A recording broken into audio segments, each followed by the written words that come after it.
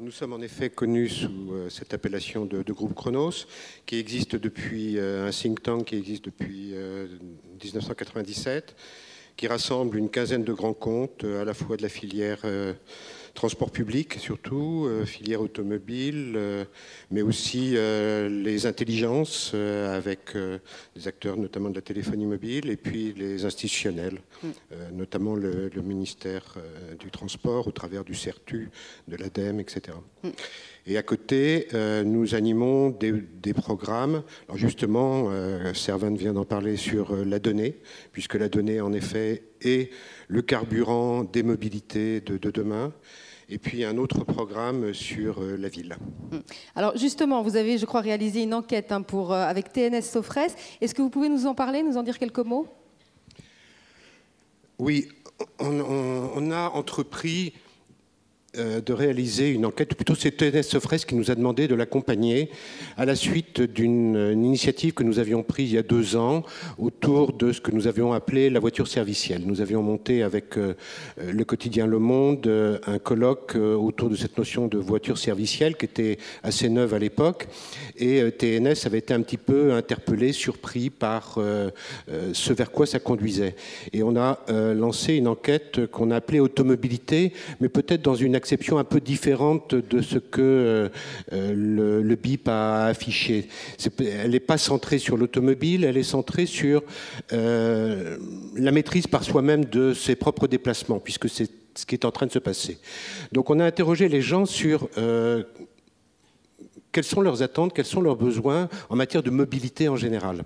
Et on s'aperçoit qu'on est à un moment d'un basculement, plutôt dans les intentions que dans la réalisation, où les gens déclarent, 57% de la population déclare qu'ils ont un usage moindre de la voiture depuis quelques années, qu'un certain nombre d'entre eux, et bien évidemment très fortement concentrés dans les milieux urbains, ont même abandonné la voiture.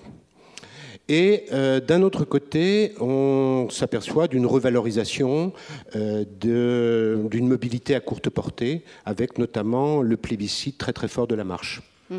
Donc tout ça nous laisse à penser que nous sommes encore dans un jeu de contraintes extrêmement important lié à la domination de l'automobile, mais que des changements très très importants sont à l'œuvre. Mais est-ce qu'on n'est pas aussi dans un vœu pieux du consommateur, parce que c'est vrai qu'on nous dit que bon, il faut marcher pour la santé, qu'il faut préserver la planète, mais quand dans la réalité, ça va avancer beaucoup moins vite? On est en effet, on nous l'a répété ce matin, on est dans un système qui est très largement dominé par l'automobile, plus d'un siècle de présence de l'automobile avec une très grosse massification depuis les années 50, a très largement façonné et le quotidien et le territoire et la ville. Et c'est peut-être ce dont on a peut-être pas suffisamment parlé ce matin. C'est qu'on peut difficilement parler de mobilité en général sans considérer le territoire sur lequel cette mobilité s'exerce. On l'a rappelé, on a dit qu'on était face à un phénomène d'urbanisation, voire de métropolisation. Et ceci est très largement dû à la capacité que la voiture a de nous emmener de plus en plus loin. C'était le maire d'Orléans, au milieu des années 90, qui disait que sa ville s'était plus étendue en 40 ans de massification automobile qu'en 20 siècles. Et ça, c'est très largement la voiture qui a façonné ce territoire. Donc, il est important de regarder ce sur quoi ça se passe. On est sur un jeu de contraintes. Donc, pour répondre à votre question, est-ce que ce sont des vœux pieux? Non. Je pense qu'il y a une réelle volonté de maîtriser les mobilités. Et elle commence à être entendue par un certain nombre d'acteurs, à la fois des collectivités territoriales, mais aussi des acteurs du marché. On l'a dit, on l'a répété, M. Piot l'a dit, il y avait toute une série de nouveaux acteurs qui sont en embuscade et qui s'intéressent à ce qui se passe autour. Mais on peut regarder ce qui se passe dans les faits. Regardez une ville comme Strasbourg. Une ville comme Strasbourg, son maire, Roland Ries, qui est en même temps le patron du GART, c'est-à-dire le groupement des autorités de transport public, vient de renoncer à créer un nouvel anneau routier autour de Strasbourg. et envisage de limiter la vitesse de la voiture en ville, sur toute la ville, à 30 km/h. À côté de ça, il développe toute une série d'initiatives, à la fois sur la marche, à la fois sur le vélo, à la fois sur les voitures électriques, puisque ça va être le siège d'une expérimentation très importante avec Toyota, notamment.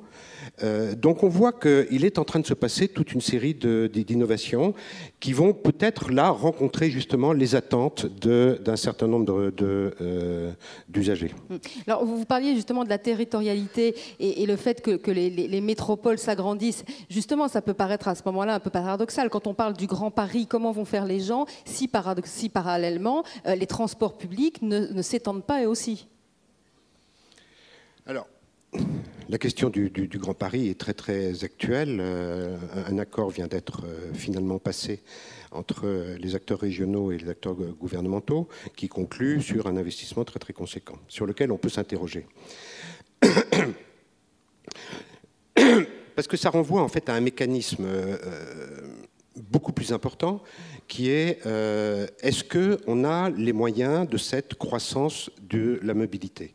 Parce que lorsqu'on étend la ville, lorsqu'on étend les dispositifs de transport qui vont produire de nouveaux déplacements, est-ce qu'on n'est pas en train de créer ou d'entretenir l'inflation et de créer les éléments de la croissance de cette mobilité? Si on prend l'Île-de-France, on est sur un découplage qui est assez étonnant, c'est que la croissance du territoire est 6 fois plus importante que la croissance démographique. Et ça, c'est un phénomène qui est assez général. Et bien évidemment, lorsqu'on fait ça, on est sur un écartèlement de plus important entre le lieu du domicile, le lieu du travail et le lieu des autres ressources quotidiennes. Donc, on est sur une croissance de la mobilité qui atteint aujourd'hui un certain nombre de limites. Et c'est ces limites qu'il faut aujourd'hui prendre en compte. Les limites, elles sont à la fois humaines, parce qu'on ne peut pas demander aux gens aussi de se déplacer plus qu'à un certain point. Et on voit aujourd'hui un certain nombre d'études qui alertent sur le stress du déplacement. Les limites, elles sont économiques. On nous l'a dit, le BIC nous l'a dit, il y a des montants qu'on peut donner, mais pas au-delà d'un certain point. Économique également pour les collectivités territoriales qui ne peuvent pas supporter, criser dans cette croissance, mais aussi, bien évidemment, tout ce qui concerne les injonctions du développement durable. Et il faut savoir que le transport motorisé est le mauvais élève de la classe de l'empreinte carbone, que c'est le seul secteur de l'économie qui n'est pas réduit son empreinte carbone dans les 15 dernières années, et qui fait qu'aujourd'hui, sa contribution aux pollutions est passée en 15 ans de 21 à 26%. Donc il y a là toute une série d'alertes et qui se concrétisent par des graphiques qui nous ont été montrés par le BIC tout à l'heure. On est sur une croissance du parc automobile. Il a été multiplié par 6 en l'espace de 50 ans en France. Cette croissance ralentit, mais elle perdure encore. On est à plus 33% depuis 20 ans. À un moment, il faut se poser la question de savoir si l'équation flux-tuyau peut continuer à fonctionner. Ce qu'on nous a montré sur la Chine aussi était très, très impressionnant, avec cette croissance phénoménale du parc. Mais avec une très grosse différence qu'on ne nous a pas signalée, c'est que l'automobile chinois parcourt en moyenne 600 km par an, là où nous en parcourons 12 000, où les Américains en parcourent 15 000, parce que l'automobile chinois, lui, ne circule qu'en ville. Il ne circule pas en dehors de la ville.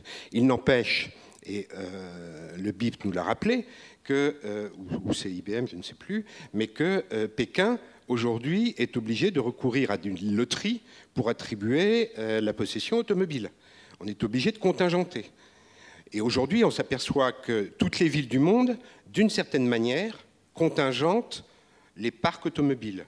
Que ce soit à Tokyo, où on est obligé de faire état d'un certificat de possession d'un parking personnel pour acheter une voiture, ou que ce soit des congestion charges comme on le fait à Stockholm ou à Londres, ou que ce soit par d'autres mesures de réduction de la voie publique, comme on peut le faire à Paris ou ailleurs. Donc on est bien aujourd'hui devant un problème qui est celui d'une espèce de thrombose, d'une congestion, une congestion dont je rappelle, qui pèse très très lourd. Le budget des congestions, en termes de temps perdu ou de carburant gâché, est évalué sur un plan annuel à 115 milliards de dollars aux États-Unis, et au plan, la Commission européenne fait état d'un chiffre de quelques 5% du PNB. Donc le problème qui se pose déjà et qui va se poser à tous les pays, à des stades divers, ça va être celui de cette congestion généralisée des mobilités qui aujourd'hui passent du système routier au système du transport public en général. Alors, on parle d'évolution du consommateur, d'évolution des mentalités. En même temps, vous venez de donner des exemples, que ce soit au Japon ou que ce soit à Londres ou à Stockholm, qui sont des exemples contraignants. Et quand on voit encore des mesures contraignantes, et quand on voit ce qui est fait en France, le système bonus-malus et l'interdiction des 4x4, ça va être dans 4 villes pilotes, dont Paris, des 4x4 en ville, on est toujours dans la contrainte. Donc, est-ce qu'il y a vraiment une évolution des mentalités du consommateur ou est-ce qu'il ne réagit que sous la contrainte ? Qu'il y ait des mesures coercitives, ce sera évident. Qu'il y ait une appétence à d'autres modes, et ça a été dit par quelqu'un qui a posé la question, la notion de partage, elle est concomitante à un phénomène qui est celui des réseaux sociaux, avec des Facebook, des Twitter, dont on mesure aujourd'hui l'importance, dont les révolutions qui sont en train de se passer aujourd'hui de l'autre côté de la Méditerranée nous donnent aussi la dimension. Mais il n'y a pas très loin du réseau social au partage. Si on peut aussi mettre en place des systèmes maintenant hybrides d'autopartage, de covoiturage et de toutes les hybridations et métissages possibles, c'est très largement dû, bien évidemment, à la présence du numérique et à l'accompagnement des réseaux sociaux. Donc, il y a là des pistes qui sont possibles.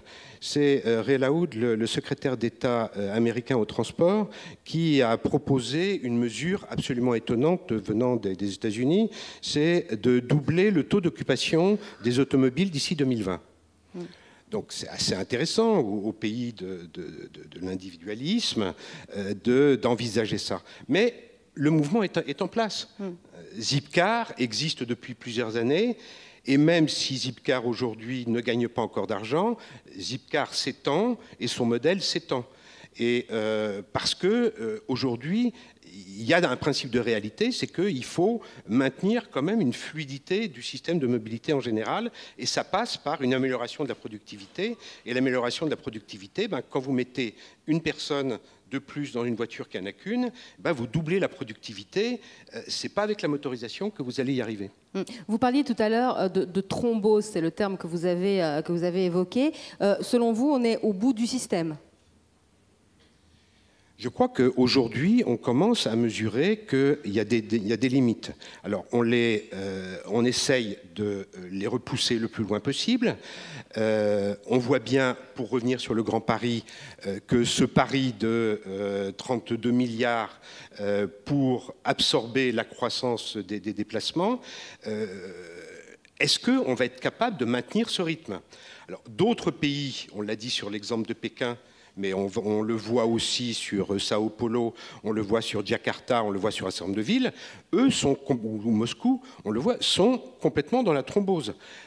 J'assistais il y a 2 ou 3 ans, avec justement des industriels de l'automobile allemand, à un exposé filmé de Sao Paulo, où aujourd'hui, les VIP se déplacent en hélicoptère d'un immeuble à un autre, compte tenu d'une congestion du système routier urbain.